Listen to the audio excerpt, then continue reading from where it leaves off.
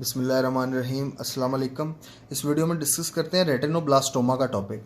तो रेटिनोब्लास्टोमा आपने याद रखना है कि कंजेनिटल मैलिग्नेंट ट्यूमर है। ठीक है, कंजेनिटल का मतलब है कि एट बर्थ प्रेजेंट होगा, और मैलिग्नेंट का है कि मैलिग्नेंट ट्यूमर होगा जो रेटिनोब्लास्ट ऑफ सेंसरी रेटिना से राइज कर रहा होगा। रेटिनोब्लास्ट क्या है? ये इमेच्योर सेल्स होते हैं, इमेच्योर रेटिनल सेल्स होते हैं। ठीक है, सेंसरी रेटिना के इमेच्योर सेल्स जो है ना, उनकी प्रोलिफ्रेशन होना शुरू हो गया, रेटिनोब्लास्ट्स की प्रोलिफ्रेशन हो रही है। तो इसको कहते हैं रेटिनोब्लास्टोमा। तो आपने याद रखना है कि ये मोस्ट कॉमन ऑक्यूलर ट्यूमर है चाइल्डहुड का। ठीक है, और 1 in 17,000 लाइफ बर्थ इसकी प्रेवलेंस होती है, और with in 3 years of life ये प्रेजेंट कर जाता है। दो तरह के इनहेरिटेंस पैटर्न है इसके, एक तो हेरिटेबल रेटिनोब्लास्टोमा है और दूसरा नॉन हेरिटेबल रेटिनोब्लास्टोमा है। हेरिटेबल रेटिनोब्लास्टोमा आपने याद रखना है कि जर्म जर्म सेल्स जो होते हैं ना, उनमें जब म्यूटेशन होगी तो उस वजह से ये हेरिटेबल रेटिनोब्लास्टोमा होता है। जर्म सेल्स कौन से होते हैं? Reproductive cells. ठीक है, तो जब जर्म सेल्स में म्यूटेशन होगी तो जो जितने भी सेल्स हैं बॉडी में, उन सब में RB1 जीन की म्यूटेशन हो जाएगी। RB1 जीन क्या होता है? Retinoblastoma gene. ये वो जीन होता है जो रेटिनोब्लास्टोमा की प्रोलिफ्रेशन को नॉर्मली जो है ना वो कम करके रखता है, कैंसरस ग्रोथ नहीं होने देता। एंटी कैंसर जीन है, पर इसमें म्यूटेशन आएगी तो कैंसरस ग्रोथ होना शुरू हो जाएगी। तो ये जितने भी सेल्स हैं बॉडी के, उनमें RB1 जीन की म्यूटेशन कर देगा। जबकि जो नॉन हेरिटेबल है वो सोमैटिक म्यूटेशन की वजह से होता है, यानी कि सोमैटिक सेल्स जो रिप्रोडक्टिव सेल्स के अलावा जो सेल्स होते हैं बॉडी में, उनमें जो म्यूटेशन आएगी, और स्पेसिफिकली रेटिनल सेल्स जो होते हैं ना, उनमें सोमैटिक म्यूटेशंस की वजह से होते हैं। तो ये सिर्फ आई के रेटिनल सेल्स में RB1 जीन की म्यूटेशन होगी, नॉन हेरिटेबल में।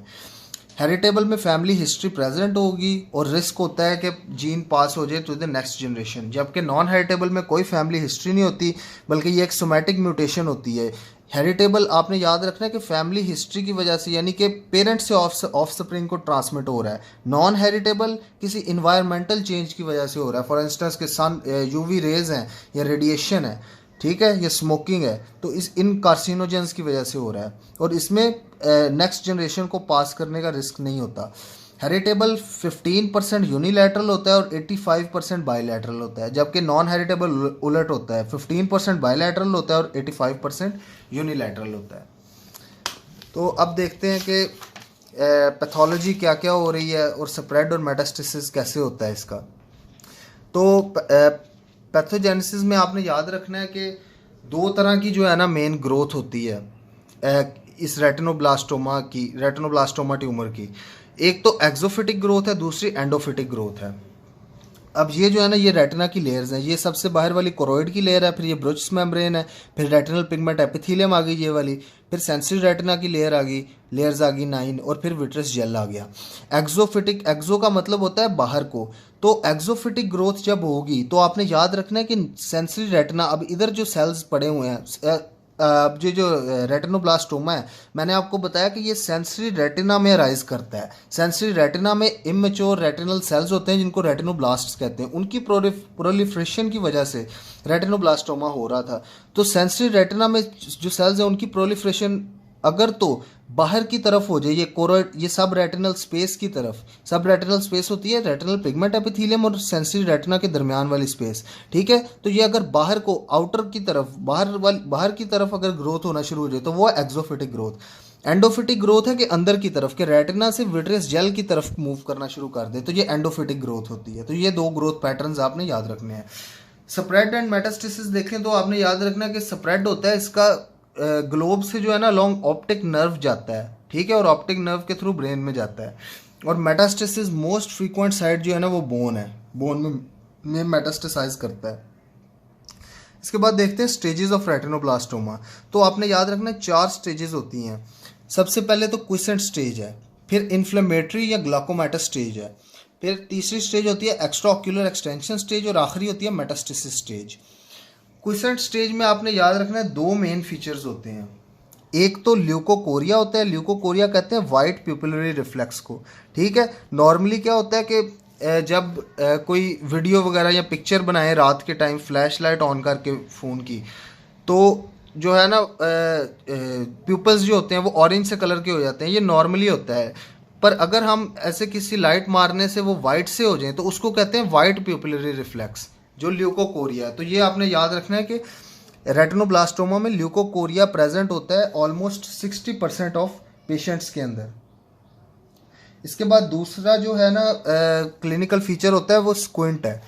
स्क्विंट भी कौन सी होगी? Convergent squint. 20% जो चिल्ड्रन होते हैं ना उनमें कन्वर्जेंट स्क्विंट होती है। कन्वर्जेंट स्क्विंट का क्या मतलब है कि ये फॉर इंस्टेंस राइट आई है, ये लेफ्ट आई है, तो एक तो मतलब आई नॉर्मली होगी इधर, दूसरी जो आई है ना वो अंदर को डिविएट, इनवर्ड डिविएशन उसकी हुई है, इसको कहते हैं कन्वर्जेंट, कन्वर्ज अंदर को की हुई है। ठीक है, तो कन्वर्जेंट स्क्विंट होगी 20% केसेस में। इसके बाद डिक्रीज्ड विजन होगा। ऑप्थेल्मोस्कोपिक फीचर्स, ऑप्थेल्मोस्कोपिक फाइंडिंग्स में हमें क्या नजर आएगा कि जो एंडोफिटिक ग्रोथ है, एंडोफिटिक ग्रोथ का मतलब क्या है कि जो इधर विट्रियस जेल की तरफ को जो ग्रोथ हुई हुई है वो हमें पिंक या वाइट नजर आएगी। ठीक है, पिंक और वाइट मास नजर आएगा।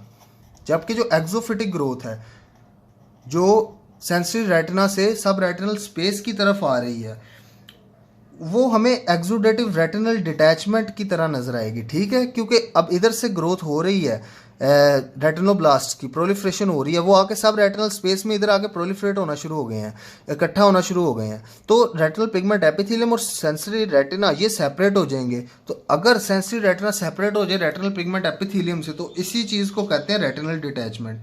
तो एक्सुडेटिव रेटिनल डिटैचमेंट की अपीयरेंस आएगी और एक वाइट सा मास नजर आएगा। इसके बाद कैल्शियम डेपोजिशन नज़र आती है। ये बहुत इंपॉर्टेंट फीचर है, आपने याद रखना है कि जब हम एक्सरे या अल्ट्रासाउंड या सीटी स्कैन करते हैं तो हम कैल्सिफिकेशंस देखते हैं। ठीक है, तो ये कैल्शियम डेपोजिशन हो जाती है इन प्रोलिफरेशंस पे। ये जो कैंसर डेवलप हुआ है ना इस पर कैल्सिफिकेशन हो जाती है। कैल्शियम डेपोजिशन के बारे में आपने याद रखना है कि फॉर इंस्टेंस ये अगर कोई ट्यूमर मास है तो इसके सरफेस पे कैल्शियम डिपॉजिट करेगा। ठीक है, सरफेस पे, तो वो देगा वाइट पर्ली अपीयरेंस। और अगर इसके अंदर इनसाइड कैल्शियम डिपॉजिट करेगा तो वो देगा चौकी वाइट अपीयरेंस। ठीक है, तो ये दो आपने पॉइंट्स याद रखने हैं कि अगर तो कैल्शियम सरफेस पे डिपॉजिट होगा ट्यूमर के सरफेस पे तो वो वाइट पर्ली अपीयरेंस देगा, जबकि अगर ट्यूमर के अंदर जो है डिपॉजिट हो कैल्शियम तो वो चौकी वाइट अपीयरेंस देगा। इसके बाद दूसरा होता है स्टेज इन्फ्लेमेटरी या ग्लूकोमेटा स्टेज। इसमें दो फीचर्स नज़र आते हैं, एक तो सूडो हाइपोपायोन है और दूसरा पेनफुल रेड आई है। सूडो हाइपोपायोन आपको पता है कि हाइपोपायोन कहते हैं एंटीरियर चेंबर जो होता है ना उसमें अगर पस आ जाए। अब होता क्या है कि जो एंडोफिटिक ग्रोथ होती है, अब इधर से न्यूरोसेंसरी रेटिना से विट्रियस जेल में प्रोलिफरेशन हुई, विट्रियस जेल से वही ये रेटिनोब्लास्ट जो प्रोलिफरेट कर रहे थे ये आगे जाते गए लेंस वाले एरिया से पास करके एंटीरियर चेंबर में पहुंच गए। अब एंटीरियर चेंबर में ये जाके ना सस्पेंड हो जाते हैं। फॉर इंस्टेंस ये अगर आईबॉल है, इधर रेटिना से चलना शुरू हुए हैं तो रेटिना से इधर विट्रियस जेल इन्होंने क्रॉस की, विट्रियस जेल के बाद इधर एंटीरियर चेंबर में आके नीचे सस्पेंड हो गए तो वाइट से मास नज़र आता है एंटीरियर चेंबर में। तो वो एक फॉल्स एक इम्प्रेशन देता है कि ये हाइपोपायोन है कि पस है, लेकिन वो असल में पस नहीं होती, वो ये प्रोलिफरेटेड रेटिनल सेल्स होते हैं, रेटिनोब्लास्ट होते हैं। ठीक है, तो ये सूडो हाइपोपायोन होता है एक फीचर इन्फ्लेमेटरी स्टेज में, दूसरा होता है पेनफुल रेड आई। अब ये जब प्रोलिफरेट होके एंटीरियर चेंबर में आ जाएंगे तो एंटीरियर चेंबर में जो इंट्राऑक्यूलर प्रेशर है वो इंक्रीज कर जाएगा, जिसकी वजह से ग्लाकोमा, सेकेंडरी ग्लाकोमा डेवलप होगा और उसकी वजह से पेनफुल रेड आई होगी। इसके बाद तीसरा स्टेज होता है एक्स्ट्रा ऑक्यूलर एक्सटेंशन स्टेज। इसमें जो रेटिनोब्लास्ट जो प्रोलिफरेट कर रहे हैं वो एक्स्ट्रा ऑक्यूलर मसल्स को जो है वो इन्वॉल्व करते हैं और ऑर्बिटल टिश्यू को इन्वॉल्व करते हैं और जिसकी वजह से मार्क्ड प्रोप्टोसिस होती है। ठीक है, ये पॉइंट आपने भी याद रखना है। इसके बाद आखिरी स्टेज होता है मेटास्टेसिस का। तो एक तो डायरेक्ट मेटास्टेसिस, डायरेक्ट एक्सटेंशन होती है कि ऑप्टिक नर्व के थ्रू जो है वो ब्रेन में चला जाता है। दूसरा लिम्फ नोड्स के थ्रू लिम्फेटिक स्प्रेड होता है, लिम्फेटिक स्प्रेड के through pre auricular lymph nodes में चला जाता है, या फिर ब्लड स्ट्रीम के थ्रू जो है ना वो बोन्स में या लिवर में चला जाता है। ठीक है, इसके बाद देखते हैं कि डायग्नोसिस जो है वो कैसे करते हैं। तो सबसे पहले जो है ना वो टोनोमेट्री करते हैं। टोनोमेट्री का क्या मतलब है कि इंट्राऑक्यूलर प्रेशर जो है ना वो चेक करना है। फिर कॉर्नियल डायमीटर मेजर करते हैं, फिर एंटीरियर चेंबर की एग्जामिनेशन करते हैं स्लिट लैंप के थ्रू, ताकि जो अंदर प्रोलिफरेटेड जो रेटिनोब्लास्ट हैं वो हमें नज़र आ सकें। और फिर इनडायरेक्ट ऑप्थेल्मोस्कोपी करते हैं। इसको एग्जामिन करने के लिए। इन्वेस्टिगेशंस कौन कौन सी करवाएंगे, तो सारी जो इमेजिंग टेक्निक्स हैं आपने याद रखना है वो इसमें हम करते हैं, क्योंकि ट्यूमर है तो प्लेन एक्सरे ऑर्बिट करवाएंगे। इसमें एक्सरे जब ऑर्बिट का करवाएंगे तो कैल्सिफिकेशंस नज़र आ जाएंगी। इसके बाद अल्ट्रासाउंड करवाएंगे, अल्ट्रासोनोग्राफी ए स्कैन और बी स्कैन, तो इसमें जो है हमें एक्सटेंट पता लग जाएगा और इसके अलावा कैल्सिफिकेशंस भी नज़र आएंगी अल्ट्रासोनोग्राफी में। इसके बाद सीटी स्कैन हमें एक्सटेंट का बताता है और कैल्सिफिकेशंस भी सीटी स्कैन में नज़र आती हैं। एमआरआई जो है, एमआरआई भी करवाते हैं ताकि जो पता लग सके हमें मेटास्टेसाइज किधर किधर कर चुका है ट्यूमर। और फिर सिस्टेमिक इन्वेस्टिगेशंस करेंगे। सिस्टेमिक इन्वेस्टिगेशंस में कौन कौन सी कर सकते हैं कि लंबार पंक्चर करके सीएसएफ एग्जामिनेशन करते हैं और बोन मैरो बायोप्सी करते हैं। इसके बाद ट्रीटमेंट देख लेते हैं। तो दो तरह के हमारे पास ट्रीटमेंट ऑप्शंस हैं। एक तो अगर ट्यूमर जो है वो हाफ ऑफ द रेटिना, यानी कि हाफ ऑफ द रेटिना से कम को इन्वॉल्व किया उसने, ठीक है, और कोई ऑप्टिक नर्व इन्वॉल्व नहीं की, ऑप्टिक नर्व इन्वॉल्वमेंट नहीं है और हाफ ऑफ द रेटिना से कम इन्वॉल्व है, तो ट्यूमर डिस्ट्रक्टिव थेरेपी हम करते हैं। ठीक है, ट्यूमर डिस्ट्रक्टिव थेरेपी में हमारा क्या गोल होता है कि जो ट्यूमर है उसके साइज़ को हमने रिड्यूस करना है। ठीक है, उसको श्रिंक करना है किसी भी तरह से, लेज़र से, फ्रीजिंग से, रेडिएशन से या कीमोथेरेपी से, तो उसके साइज़ को रिड्यूस करना है। तो इसमें ट्यूमर डिस्ट्रक्टिव थेरेपी में कौन कौन से हम कर सकते हैं ट्रीटमेंट ऑप्शंस। तो सबसे पहले कीमोथेरेपी है। कीमोथेरेपी में आपने याद रखना है कि आईवी कार्बोप्लेटिन, इसके अलावा विनक्रिस्टिन और इटोपोसाइड और विनक्रिस्टिन, ये हम तीन जो है ना ड्रग्स कॉमनेस्ट रेजिमेन जो है वो इस्तेमाल होता है, आईवी कार्बोप्लेटिन, इटोपोसाइड और विनक्रिस्टिन। इसके बाद दूसरी टेक्निक होती है ट्रांसप्यूपिलरी थर्मोथेरेपी, टीटीटी। इसमें हम क्या करते हैं कि लेज़र हीट की मदद से ट्यूमर को रिड्यूस करते हैं। ठीक है, लेज़र की मदद से।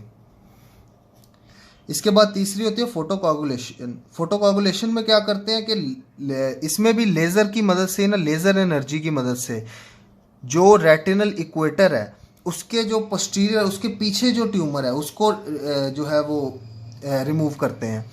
अब रेटिनल इक्वेटर क्या होता है कि ये फॉर इंस्टेंस आई बॉल है, तो ये जो सेंटर वाला रीजन है तकरीबन ये होता है इक्वेटर। तो इक्वेटर से जो पीछे पीछे पोस्टीरियर रेटिना है उसमें कोई अगर ट्यूमर आ जाएगा तो उसके लिए फोटोकोगुलेशन करेंगे। ठीक है, लेज़र की मदद से पोस्टीरियर टू द रेटिना जो ट्यूमर प्रेजेंट है, स्मॉल ट्यूमर, उसको हम रिमूव करेंगे। क्रायोथेरेपी में क्या करते हैं, फ्रीजिंग मैकेनिज्म की मदद से जो है ना, फ्रीजिंग की मदद से जो रेटिनल इक्वेटर के आगे कोई स्मॉल ट्यूमर प्रेजेंट है उसको रिमूव करेंगे। ब्रैकीथेरेपी में भी रेडिएशन का इस्तेमाल करके जो एंटीरियर टू द इक्वेटर है स्मॉल ट्यूमर उसको हम रिमूव करेंगे। और एक्सटर्नल बीम रेडियोथेरेपी में भी रेडिएशंस की मदद से ट्यूमर को डिक्रीज, उसका साइज डिक्रीज करते हैं, उसको रिमूव करते हैं। तो ये ट्यूमर डिस्ट्रक्टिव थेरेपी यूज़ हमने कब करनी है, जब ट्यूमर का साइज जो है ना वो हाफ ऑफ द रेटिना से कम को इन्वॉल्व करे और ऑप्टिक नर्व इन्वॉल्वमेंट ना हो। और अगर ट्यूमर का जो साइज़ है वो हाफ ऑफ द रेटिना से ज़्यादा को ट्यूमर इन्वॉल्व करे, यानी कि आधे से ज़्यादा रेटिना को ट्यूमर इन्वॉल्व कर रहा है, ऑप्टिक नर्व भी इन्वॉल्व है, ग्लाकोमा प्रेजेंट है या विट्रियस हेमरेज है, तो इस केस में हमने ई न्यूक्लिएशन करनी है। ई न्यूक्लिएशन का मतलब है कि सारी की सारी आई बॉल को ही निकाल लेना है। ठीक है, तो अब देखते हैं कि क्वेश्चन जो है इसमें से कैसे आ सकता है रेटिनोब्लास्टोमा के टॉपिक में से। तो ये पहला क्वेश्चन देखें कि a mother of 1.5 year old child white reflex की हिस्ट्री है from one I for past 1 month। CT scan किया ऑर्बिट का तो कैल्सिफिकेशंस नज़र आई हैं हमें ग्लोब में। ठीक है, लाइकली डायग्नोसिस क्या होगा, तो सीटी स्कैन पे कैल्सिफिकेशंस ग्लोब में नज़र आ रही हैं, ल्यूकोकोरिया भी प्रेजेंट है, 1.5 year चाइल्ड है, तो ये रेटिनोब्लास्टोमा है। इसके बाद दूसरा है कि retinoblastoma can presents itself as amaurotic cat's eye, ये ल्यूकोकोरिया को कहते हैं, ल्यूकोकोरिया को एमरोटिक कैट्स आई रिफ्लेक्स भी कहते हैं, ल्यूकोकोरिया और एनलार्जमेंट ऑफ ग्लोब, तो ये तीनों चीज़ें होंगी। इसके बाद मोस्ट कॉमन मैनिफेस्टेशन जो है ना प्रोग्रेसिव स्टेज ऑफ रेटिनोब्लास्टोमा में, वो कौन सी होती है? तो मैंने आपको बताया था कि मोस्ट कॉमनली ये मेटास्टेसाइज करता है बोन्स में, तो बोन्स में जाके ऑस्टियोसार्कोमास कॉज करेगा। इसके बाद कंट्राइंडिकेशन ऑफ इन्यूक्लिएशन, तो कोई भी इन्फेक्शन हो जैसे एंडोफ्थेल्माइटिस है तो उसमें कंट्राइंडिकेटेड होती है इन्यूक्लिएशन के, इन्फेक्शन स्प्रेड होने का चांस होता है। इसके बाद 5 ईयर ओल्ड चाइल्ड आ रहा है आईओपीडी में with leukocoria and mass in the orbit, तो क्या डायग्नोसिस होगा? तो ल्यूकोकोरिया और मास इन दी ऑर्बिट, इसका मतलब है कि न्यूरोसेंसरी रेटिना की लेयर से अंदर को एंडोफिटिक ग्रोथ है, सेंसरी रेटिना से विट्रियस जेल में, उधर से फिर आगे एंटीरियर चेंबर में आया। ठीक है, तो ये एंडोफिटिक ग्रोथ है, तो ये रेटिनोब्लास्टोमा एंडोफिटम होगा। इसके बाद आखिरी है कि 2 year old child present with chalky white proptosis retinoblastoma, what is the reason for this appearance? तो चॉकी वाइट अपीयरेंस आपको पता है कैल्सिफिकेशन की वजह से होती है।